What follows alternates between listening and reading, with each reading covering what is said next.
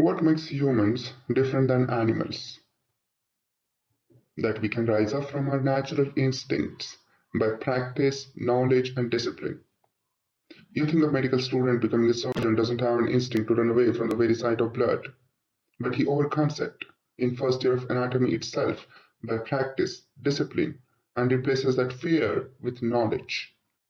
Racism, sexism, casteism, religious extremist, fascism, all these things are just natural instincts of an animal, arising from deep-rooted xenophobia, to be afraid of different things, to fight or flight, to be suspicious, to allow fear sink in and letting it channel to rage. It is a natural instinct to run away from catastrophes.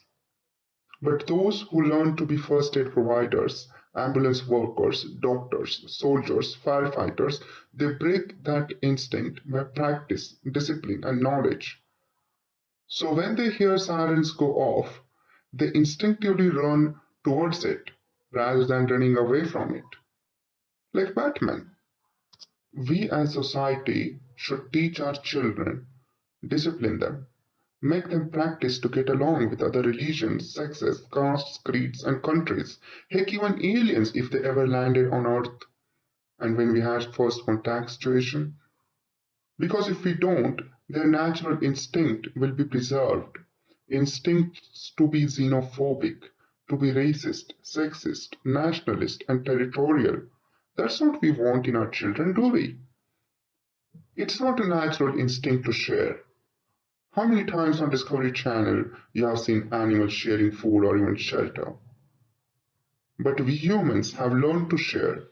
That's what makes us more compassionate.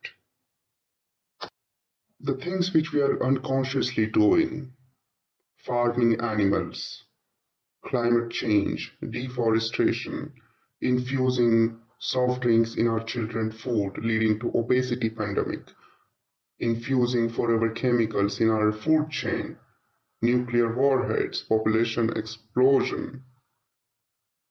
We all must know that we can make conscious choices. And it's hard to make conscious choices rather than allowing oneself to be driven by subconscious instincts based on fear and biases. But if we let ourselves fall freely, there is no bottom to this pit.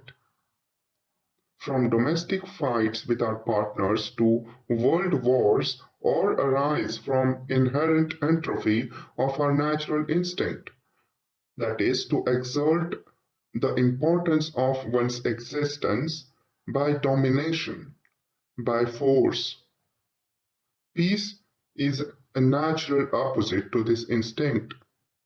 For many of us, it feels restless to be at peace. We want some enemy, some bad guy to fight with. And when we can't find any, we let our subconscious mind assign one for us based on our biases. Look at the sales of video games. Most successful ones are about war. Almost none of them are about peace. Look at the movies. All of them dwell on some kind of conflicts, painting characters in black or white. We don't want our hero to act wrongly because we relate with him. We want him to be force of only good in the world.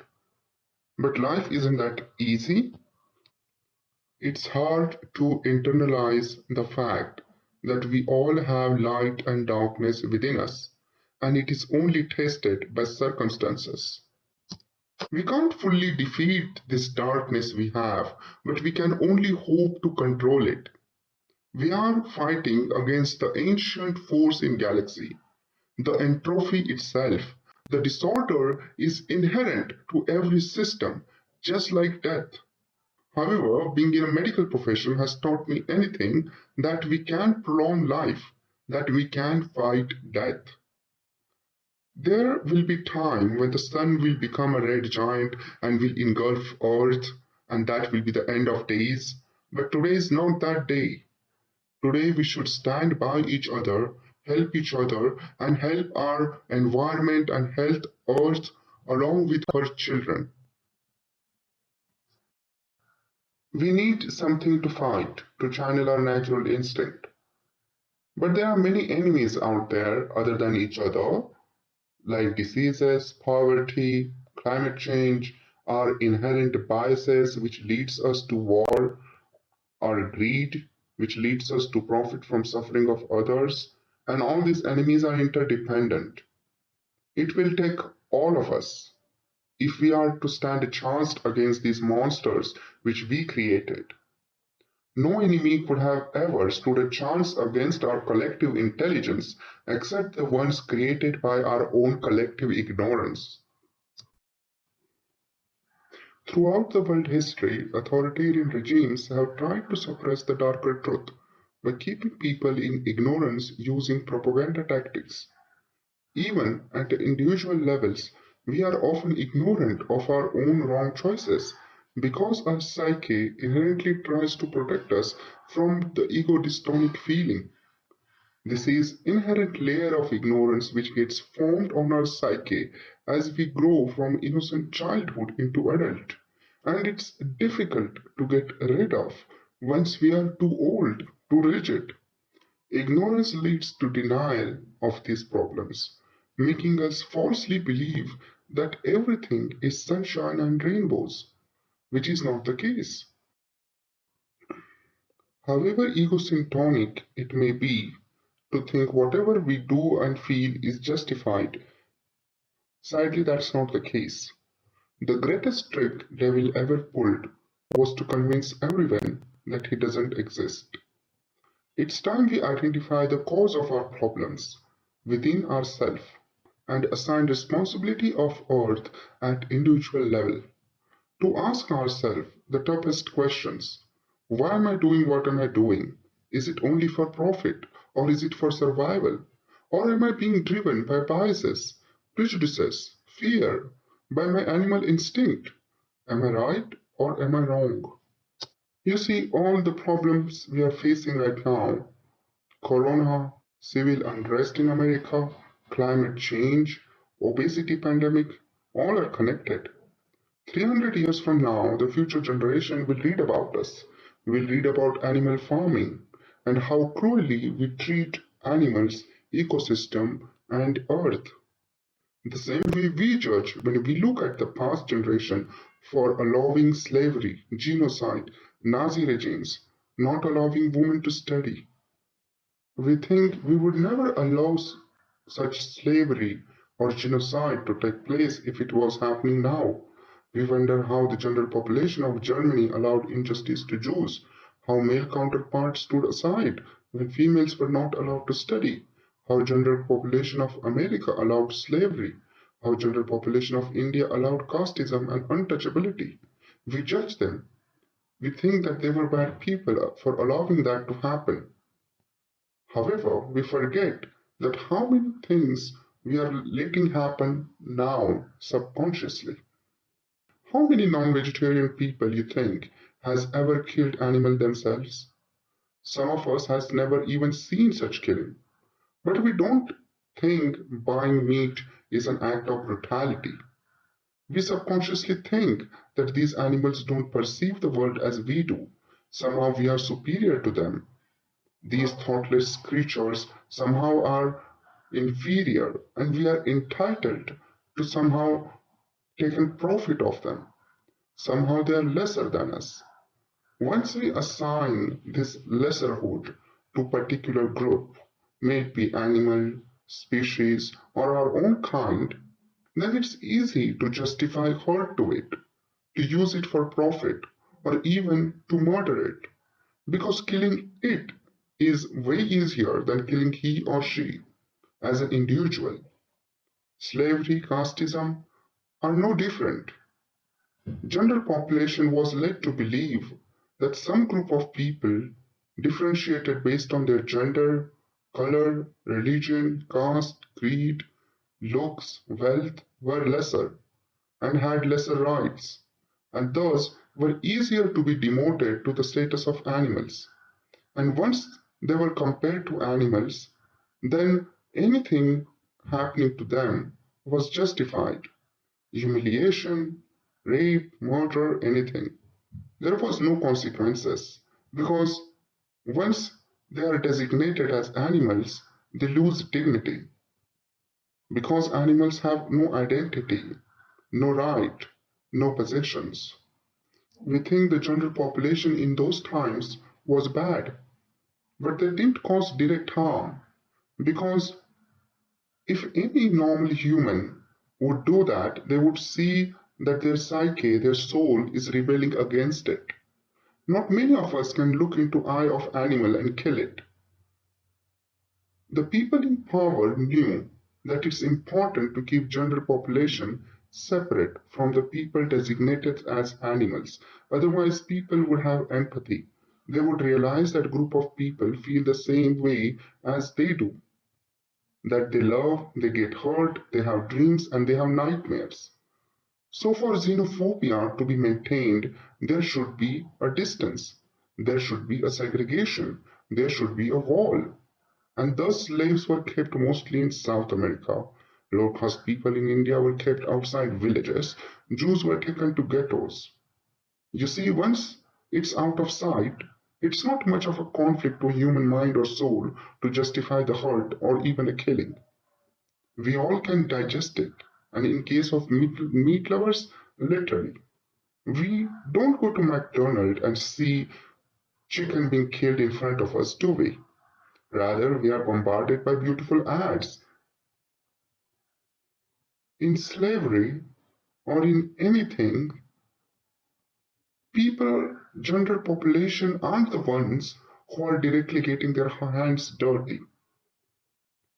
In case of slavery, they assigned seers, one of the slaves, to oversee the work, to cause harm. In case of Jews, they built gas chambers to have minimum interaction, or when they did, with guns, feet away by turning them around. In order for one human being to kill another human being, it takes a lot of personalized rage. One can't just do it based on just intellectual justification of killing. We don't want to get our hands dirty with a wet work. We just want to justify it and let people pulling trigger, holding knives live with it. Thus, we don't think of butcher who has to kill. But even that has been automated, like gas chambers nowadays. Now machines do the killing. One side living animals goes in, another side meat comes out. Easy. Sparing butcher of PTSD. How noble of us. The ideology of slavery, casteism, and sexism is so deep rooted that we have subconscious prejudices based on the previous ideologies that some people are lesser beings. We don't think little push can be hurtful. We don't think little words can be hurtful. We don't think little discourage can be hurtful. We don't think little pressure on the neck can be hurtful. That's why I don't think the policeman holding George Floyd down to prevent him from moving didn't really think that they were actually killing him. Another factor here is mass psychology. One policeman wouldn't have gotten so far had not his other colleagues were supporting him. We see the same throughout our civilization. Many acts of crimes are committed in groups because as an individual, very few people able to fathom the courage to summon such an evil themselves. We humans inherently want to conform to social norms. And once society itself has consciously or subconsciously accepted as one group of people as lesser beings, then it becomes easier for an individual to follow the lead of society to conform to it. Even though everyone has free thoughts and can use their mind to analyze the reality, but most of us will just digest whatever being spoon-fed by authorities through media. A recent example being Brexit in UK. Even after knowing economy would be worse off, people chose to be manipulated by well-crafted social media campaigns. That's how strong the need of confirmation is.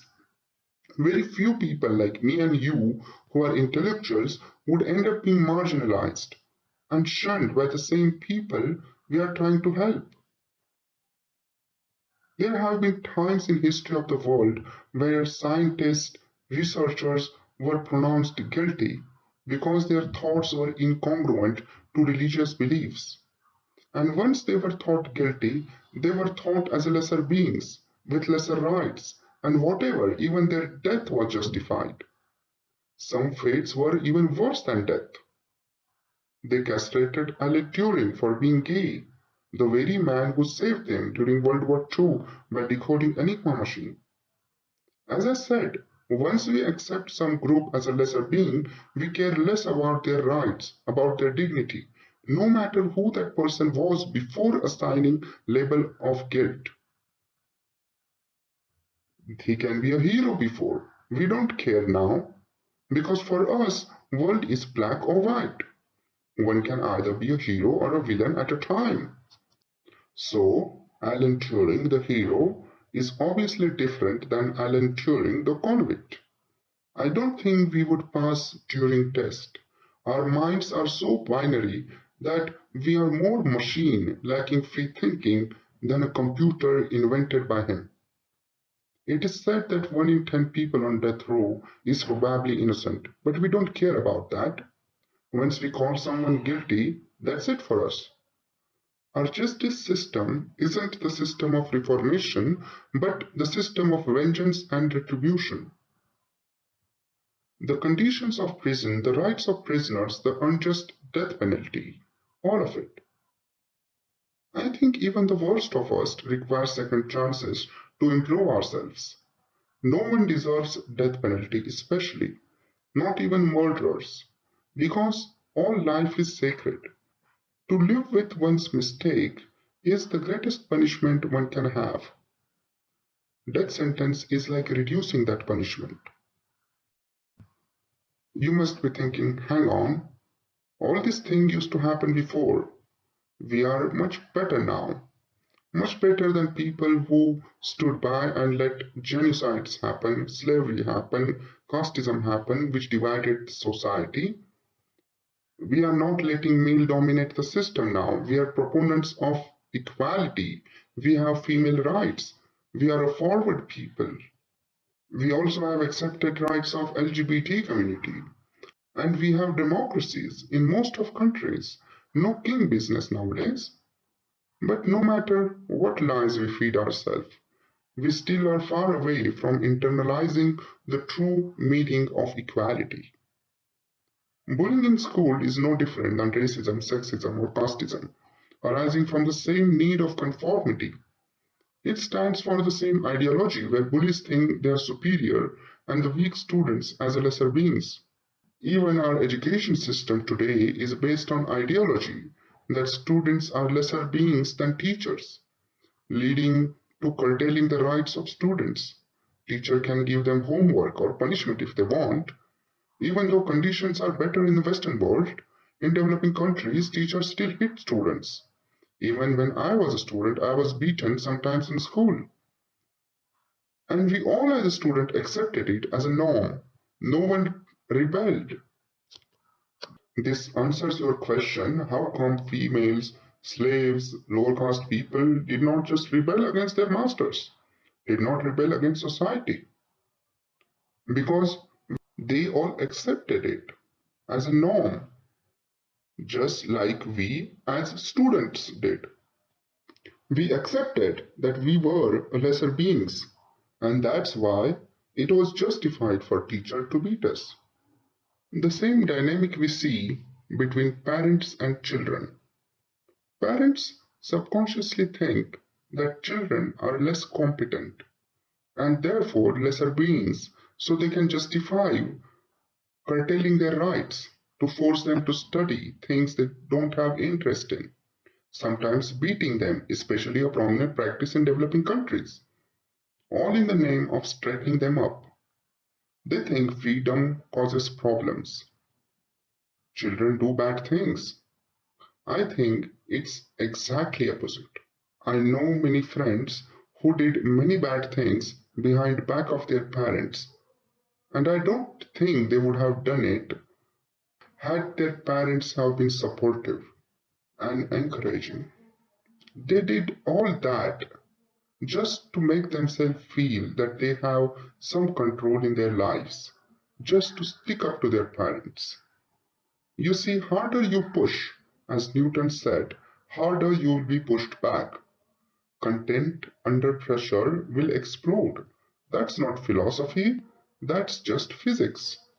Just like grounding children at home won't help, curfews and military actions won't help in protest either. They will just make things worse. You see, children and parents are in conflict because they both try to assert control. Children are right in saying they have control over their life, and parents are plain wrong in saying they should be one controlling their lives. Being a parent doesn't give you a right to be their dictator. You can be their protector, friend, sometimes nudging them to be on the right track, but you can't and shouldn't fight their battles for them. Otherwise, they will stay weak without confidence. They will think themselves as lesser beings, weaker beings, because you thought them as one. Instead, have faith in them. Show them you have confidence in them. Same holds true for the president. Instead of addressing protesters with harsh words and threatening them, he could have shown faith and confidence in them, saying, I know, as Americans, we all are enraged, but I have faith that we will not take law in our hands. And deep inside our hearts, we can still summon some faith and love for our great country. We have problems, all families do, and we will try to solve them together. The house divided against itself cannot stand. Therefore, I request you, plead you, to please express in non-violent ways. I will do anything in my power to address the issues of systemic racism plaguing our country. And I think a dress like this would have worked. You see, trick to be a good parent is not to be a parent at all. It is to be a good friend, a senior who has already gone through what your junior friend is going to go through, helping kids through as they are trying to find their place and carve their identity in the world, explore their interest, explore the infinite universe. It's like being on the voyage of life for the second time as a seasoned captain, but still allowing your young pupil to ride his ship because you won't be with him throughout the journey.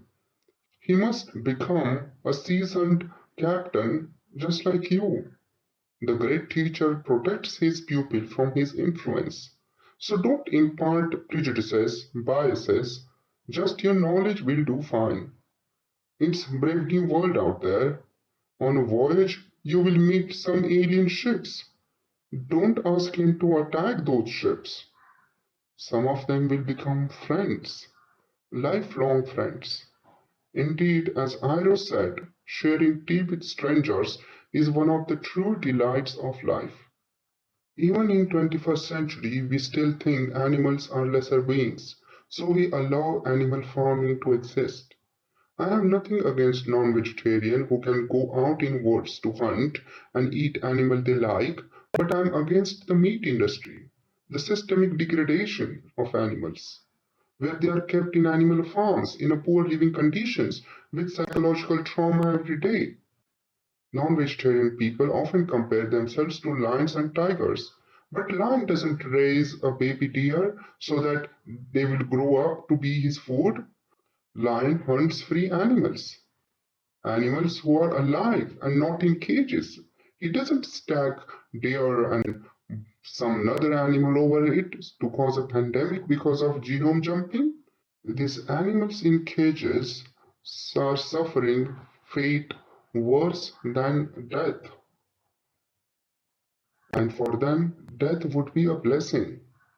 We think animals are a lesser being, so we cut their homes, we deforest, and take that land for our tall towers, and line up to buy these flats, to be the proud owners in those towers. Even though those buying aren't really killing those animals, but we are encouraging such brutality and making it happen by paying for it. You think trillion-dollar companies putting forever chemicals in our food chain, in our water, ever stop to reconsider the repercussions for ecosystem, for climate change, for Earth? Because they think ecosystem is a lesser entity compared to their profits.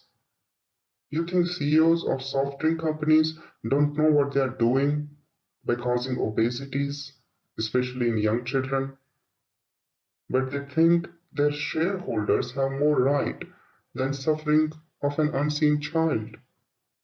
You think tech companies don't know from where the phones are coming from, where they are being put together, from where rare minerals are coming, where their phones are being put together in congested factory in developing nation.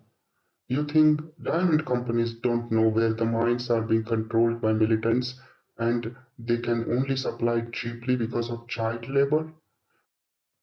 You think thalidomide companies don't know about their miracle drug which was deadly? You think opioid analgesics companies don't know? You think cigarette companies, alcohol companies owners don't have hearts?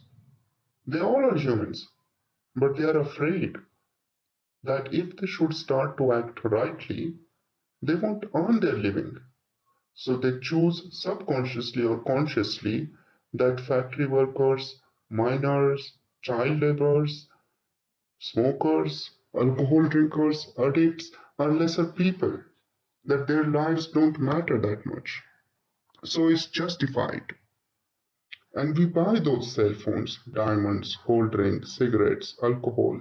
There is a blood in our almost all expenditure.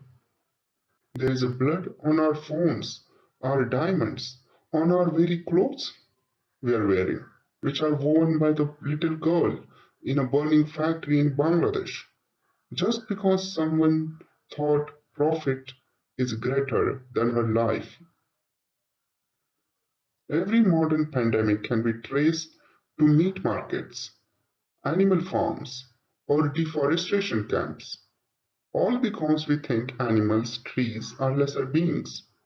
That's how COVID pandemic, killing of George Floyd, and Cyclone in Mumbai all are related. You just have to look deeply, deeply inside yourself. The turmoil inside you is playing out outside now. Understand as a leader rage you must be feeling when protesting turned into rioting and looting, disrupting your cities. So you called National Guards because you felt you were losing control. Understand as a black person rage you felt when George Floyd was killed by the very people who were supposed to protect him, and you caused protest because you felt helpless. Now understand as a nature how angry you must be feeling to unleash the coronavirus pandemic, cyclones, and hurricanes on humans because you gave them heaven and they turned it into hell for animals and members of their own species for profit. And you see, we got into this bad habit of thinking animals as a lesser being. We passed the same to our own kin. Thinking animals as lesser gave us confidence to think ecosystem was lesser. And once we thought ecosystem was lesser, now we think even nature is lesser. We are space race. We can civilize Moon and even Mars, right? But we forgot ones who think others are lesser are not civilized at all. A lion doesn't think a deer are lesser beings. He respects them. He doesn't go around building condos in deer's property. He doesn't build cages to imprison them. He doesn't become a dictator of a jungle saying he is a protector. We always compared ourselves to apex predators. But in reality, we are a foolish snake or Ouroboros who is eating his own tail. Going to Mars, Moon won't save us. Anywhere we will go, we will take this darkness inside us along with us. The darkness to affirm our superiority by calling other people lesser. The darkness is destined to engulf us all. In Avatar movie, we thought Pandora's inhabitants were merely animals, lesser than us. I believe in actual first contact we may do the same mistake again, unless we teach our children and ourselves to be aware of this darkness, to pray every night that we will not think anyone, any being, or anything as a lesser, that may we have compassion and intelligence to not crush the ants in our kitchen carrying tiny sugar pieces, because maybe we are smaller than those ants, invisible on pale blue dot, our existence itself lesser compared to the grand scale of cosmos. How can we justify ever calling any being lesser? Because maybe we too are ants to someone for whom Earth is just a blue pebble.